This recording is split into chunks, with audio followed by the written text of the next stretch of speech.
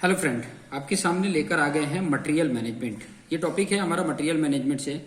और इस सीरीज में मैं आपको डिस्कस करके बताऊंगा कि जो इस चैप्टर है, जो मटेरियल मैनेजमेंट का चैप्टर है, इसमें इम्पोर्टेंट क्वेश्चंस क्या हैं और उस क्वेश्चन के जो सोल्यूशन या आंसर क्या हो सकते हैं उसके बारे में हम डिस्कस करने वाले हैं।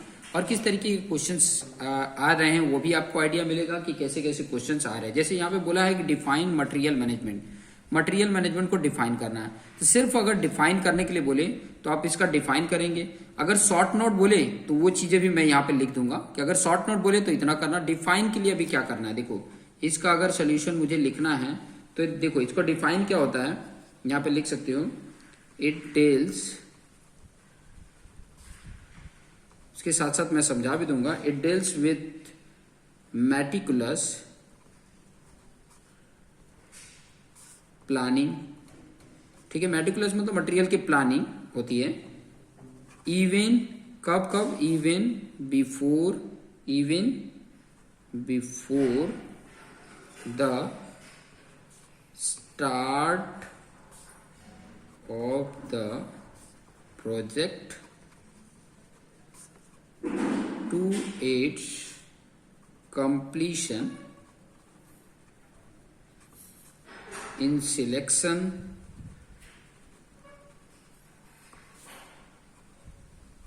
procurement मतलब किस टाइम पे क्या सिलेक्शन करना, स्टोरेज कैसे स्टोरेज करना, एंड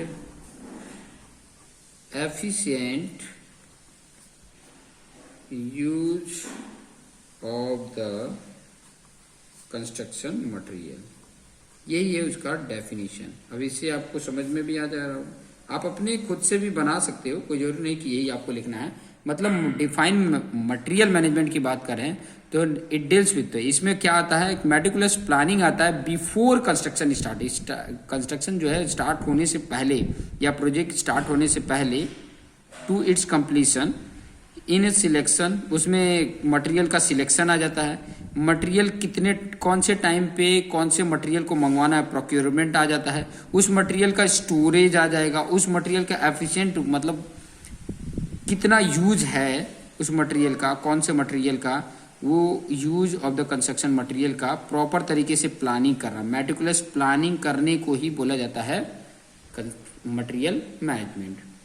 उसके साथ साथ अगर ये शॉर्ट नोट बोलता है कि right short note of material management, तो उसके साथ साथ एक और पॉइंट लिख सकते हो कि ये पूरे प्रोजेक्ट का, ध्यान से समझना, मटेरियल जो होता है वो पूरे प्रोजेक्ट का 65% कॉस्ट होता है, इसलिए मटेरियल मैनेजमेंट करना इंपॉर्टेंट है। ठीक है, तो आप लिख सकते हो the importance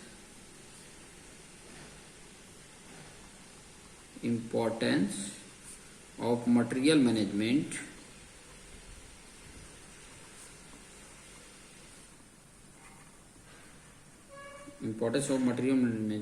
can be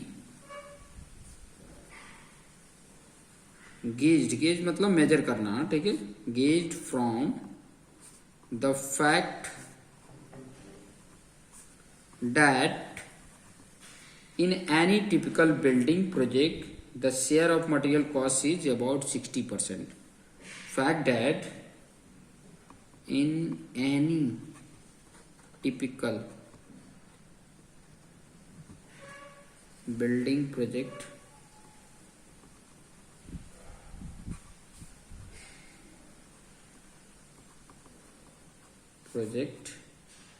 the share मतलब इसका कितना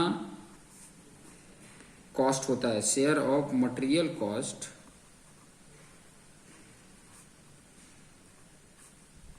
इज अबाउट 60% कॉस्ट होता है मटेरियल का। और उसी प्रोजेक्ट में देखोगे तो लेबर जो कॉस्ट होता है